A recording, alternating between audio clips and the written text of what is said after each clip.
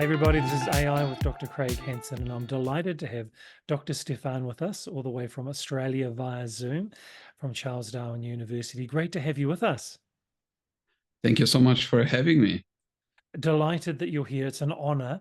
And we did connect because I saw that you had written Artificial Intelligence and Learning Futures, Critical Narratives of Technology and Imagination in Higher Education.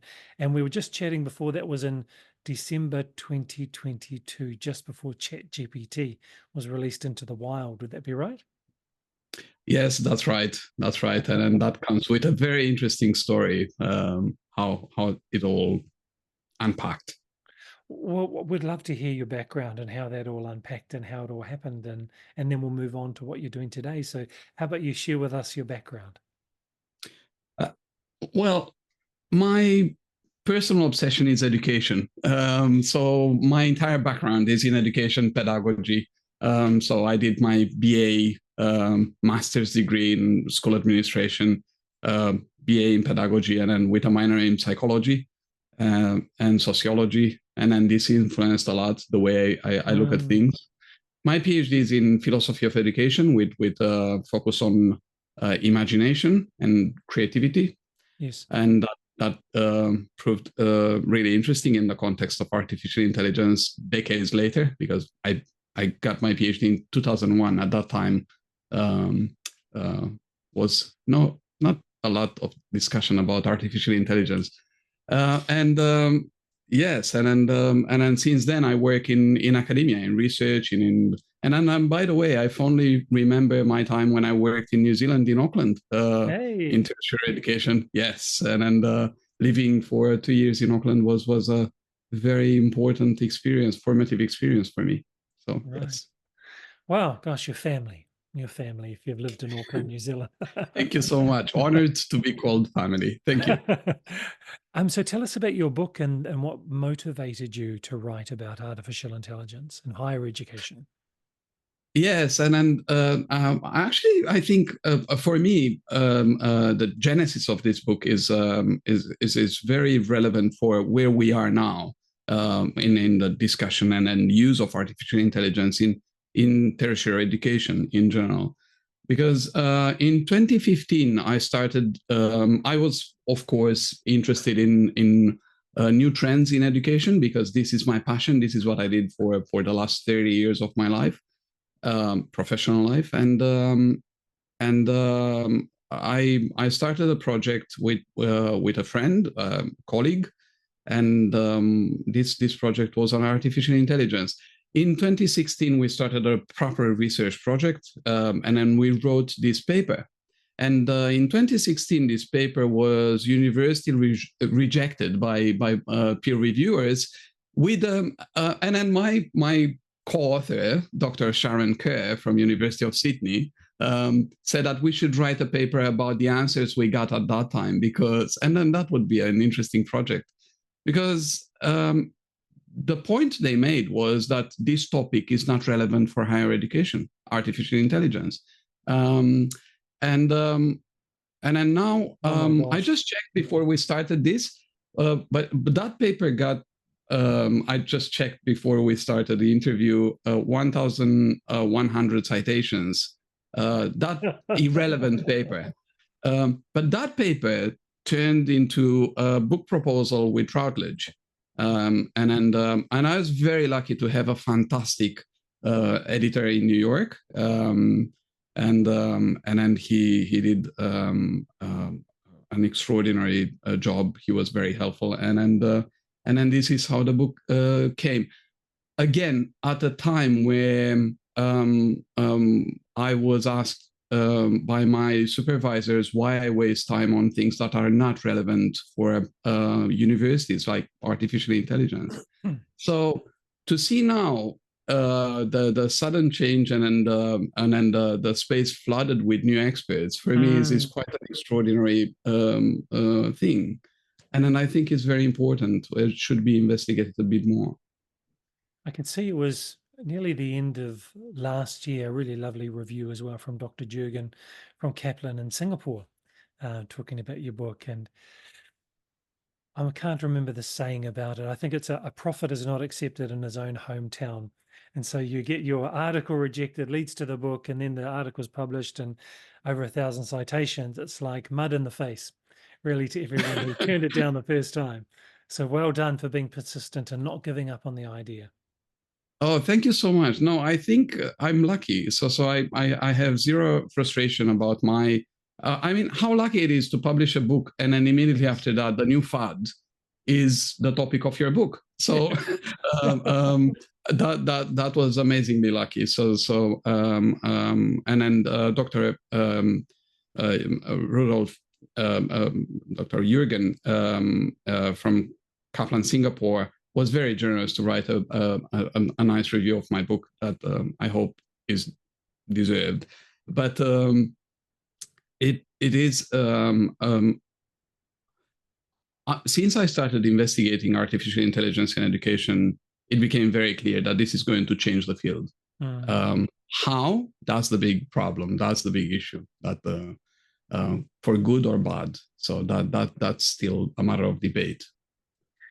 Yeah, I've been looking at a website, a new AI-driven website and research linked to Semantic Scholar called Elicit. And it sounds dodgy. It sounds something that needs to be R18 or something, but it's actually about eliciting information and built on a research paper around influence and academic influence. And just doing a bit of background on it for my master's in education students to talk to them about this and show them this is where things are going. It's not just about someone cited the work. It's about how did it actually influence the work of the researchers, the analysis of the researchers, the new knowledge that was created built on that. And so are they referencing back to the work as they're doing the discussion and the analysis and, thinking about the models that they might use and the methods they might use for that? And I think that is a fantastic step for higher education to be considering how do we really judge academic merit now going forward that we have so much access to not only this paper and not only the discussion that the authors wrote, but we can find those concepts and the usefulness of the concepts and research those concepts and develop really rich meta-analysis of meta-analysis to find something that's really impactful to change the learning outcomes for students. Because at the bottom line, that's what it's all about. So I think it is having a big impact. What do you see? Let's envisage 5 years from now in higher education, if things go well with adopting AI across higher education, what do you picture that looks like? That's a very difficult proposition because I don't think things are going to go well. So it's almost impossible for me to imagine that we are going to do well the way things are going now. And then there are a couple of tendencies and then strong influences on education. One, I was very, quite glad to hear you mentioning is this obsession of higher education to use almost exclusively quantitative measures without thinking about the meaning of it. Our obsession with the new fads without looking in depth. The rejection of genuine critical thinking, and then also the authoritarian push that I find academics completely oblivious, and then that's quite dangerous, which is a part of this push of educational technology that is strongly associated with, and then I describe in my book, and then this was a very difficult part because when you make the point that, for example, IBM was helping organizing concentration camps for Nazi Germany, you have to document this very well. Otherwise, you can be sued. And then they do that. The big corporations have the money to destroy critical voices. And then from what I know, institutions are quite happy to step back and then let you alone. So authoritarian tendencies and technology is not a new thing. It's quite well documented, and then this is another massive risk that can be addressed if we become aware that we have this problem. But I don't see it now. So I don't have reasons to be very optimistic as the universities stand now. I make again the point, since 1999, when WTO put a stamp on with the Millennium Rounds that education is part of commodities.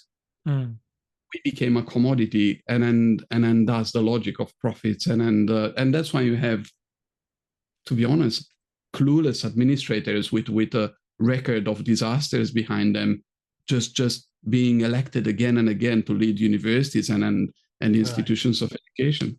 So we desperately need academia to create responsible citizens and responsible members of society. I don't know how this is going to happen if we don't change track, and then we are at a difficult moment.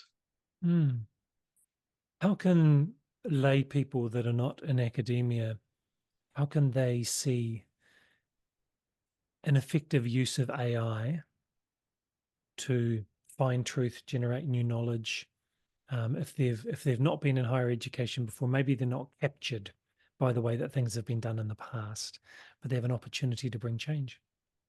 Oh, yeah. See, I'm going to be very non-academic here, because in academia, all I hear day and night is how wonderful is artificial intelligence. So we moved from artificial intelligence is completely irrelevant for higher education to that's the only thing that matters.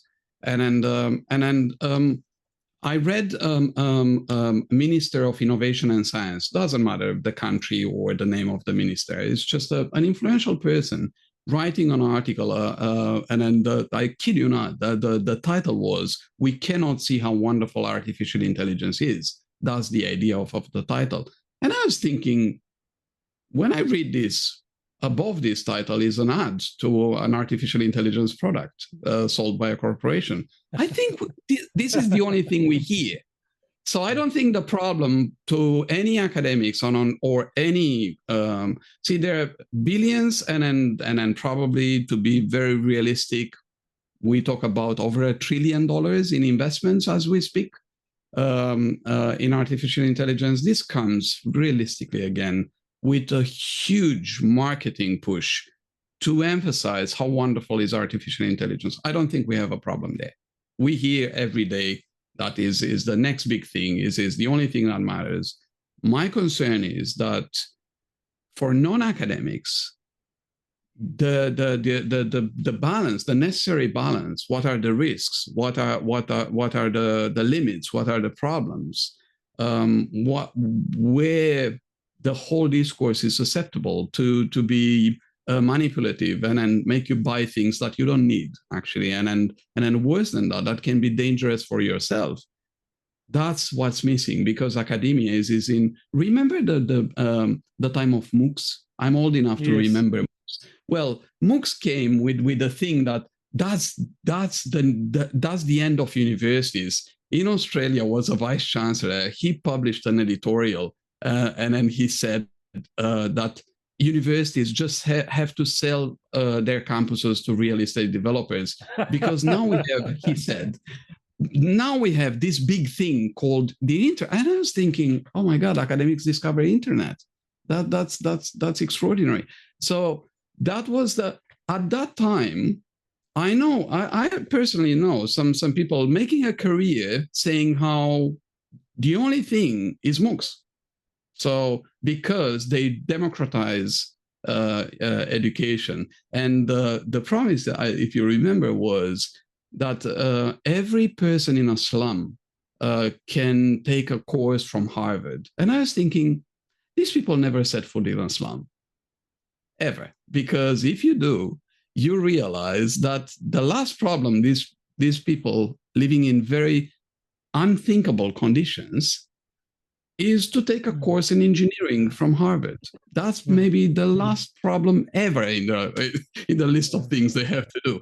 So this lack of realism is again now, and then is this competition of academics trying to prove how they are aligned with a progressive narrative, how innovative they are, how they. Last night I read two academics, respectable academics, and then they said that they shared on LinkedIn that they wrote in a weekend a book that they sell now on their website, on their blogs, of over 30,000 words They didn't in write a it. weekend using generative AI. Yeah. I can do this in 15 minutes. Yeah. I mean, that's how depressing the whole thing is. It's just you need skills and intelligence barely above a monkey to do that. That's the reality. It's just you don't even need to read and write properly to put a prompt. You can dictate to ChatGPT, and then ChatGPT is going to give you thousands of mediocre lines that are not going to. It's this misunderstanding of what is artificial intelligence, what is generative artificial intelligence, how it works, what is producing, what are the risks, what are the limits. That is very dangerous, in my opinion. So that's why, sorry for the detour, but it's very easy for anyone to open any literally. I just read Bloomberg before the interview, and then it was a lot about artificial intelligence and uses in medicine, and then it's coming with a lot of promises as well. It's going to solve the climate change. Is going to deal with cancer, whatever. It's coming, but I've heard this in my book, I use a quote from a conference that was in Czech Republic in 1990. And then that was on artificial intelligence in higher education. So the illusion that this thing is a new thing, people don't realize artificial intelligence came as a marketing label, not as a scientific concept, in late 50s. So we are in 2024. That's not a new thing. So the promise that is going to do everything is not that new. We should at least put a question mark. That's why we are academics. I don't see the question mark. Just rarely. A couple of things that I like the democratization, and I like that people are often willing to share what they're doing. And one of the examples of that is on Facebook. I belong to a group, DALI 3. And so in that group, you can post your generative AI artwork that you've done, but the requirement is you must post the prompt. And I really like that, because I can look at those images and I can think that's a really cool picture of a crocodile surfing with having a cup of tea or something, or Donald Duck doing something weird that he wouldn't normally do. And you can look at that and you can see the prompt because it's been posted, and you can think, okay, if I wanted to generate something similar, I could use that. And then at the very top of the Facebook group, the owner of the group actually has a website that reverse engineers the artwork. And so you can take a picture that you find online, but you don't know what the prompt is, drop it into the website, and it gives you the prompt. And then the keywords and concepts and settings, you can then adjust them as you want to. And that's a way, I think, of just demonstrating when people come together and they share what they're doing in their experimentations, and you can see the results of it, and other people can build on that and modify it. That's open sourcing your learning. So I think the promise, the opportunity of AI in education, it's not actually about the AI. It's the context of learning that we wrap around it, the open sourcing of ideas, the generously, freely sharing your learnings so that you can then experiment and create something new. I think that's the promise that education itself holds. It's not necessarily about AI, but we need to wrap something really good around AI. Otherwise, it'll overtake us in a really commercial, with a really commercial perspective, which I think is what you're saying right at the beginning. Yes, well, it is it is a lot in this. That's a very good example. I think there are many applications that are now promoted of the use of AI, and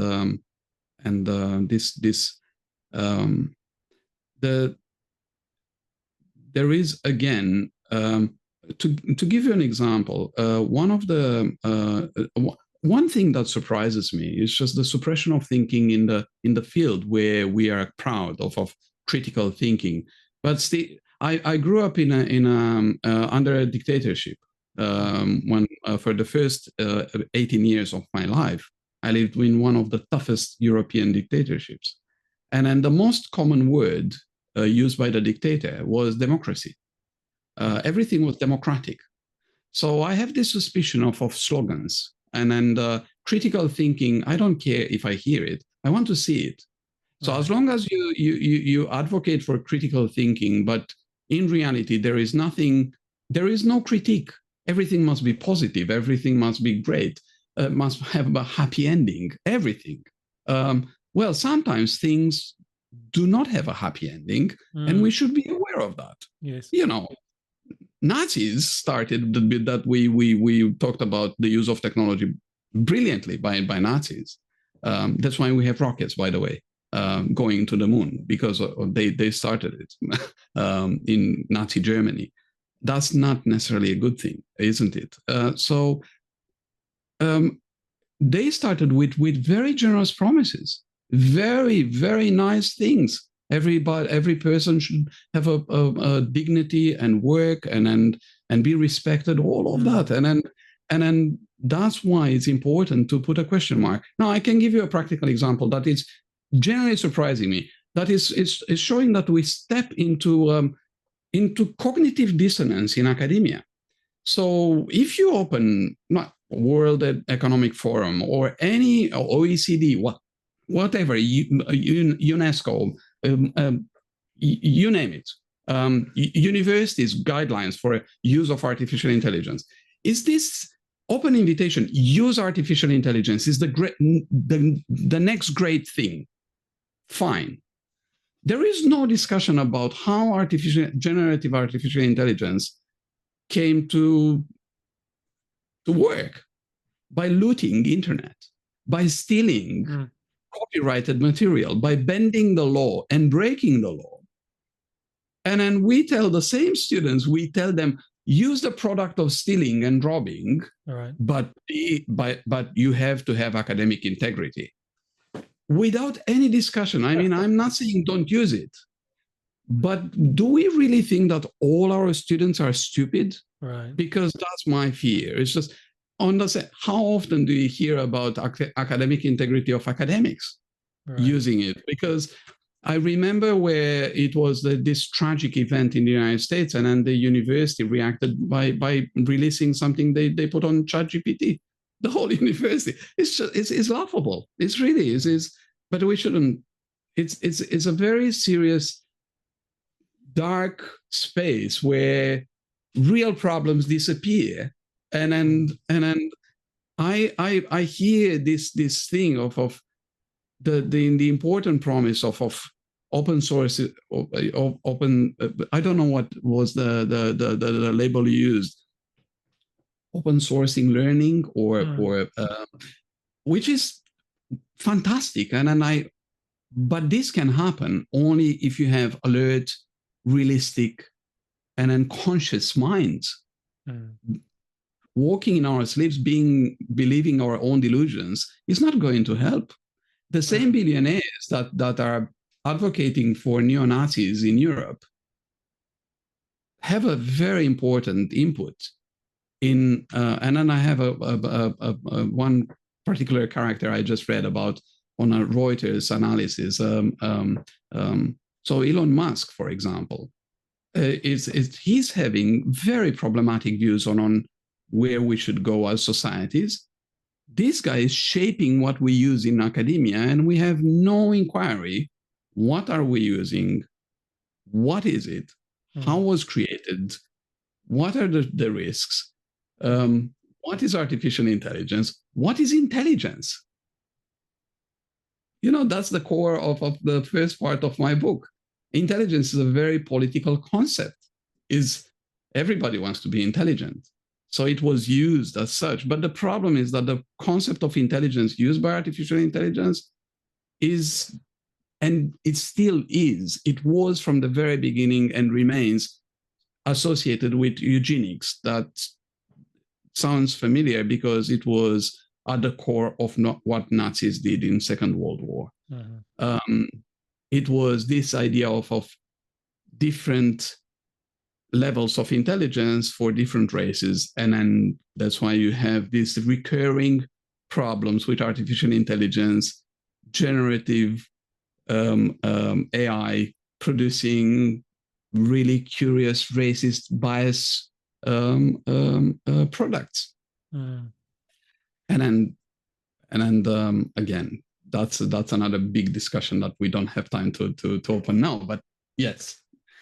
Well, Stefan, this has been really interesting. Thank you very much for giving us your time. What is the best way for someone who wishes to connect with you? Is it on LinkedIn, or how would you like them to reach out to you? I think on LinkedIn is the best option, and happy to engage in conversation about education and on this transformative, extraordinarily important technology that we like to call artificial intelligence. Right. Well, thank you so much for your time.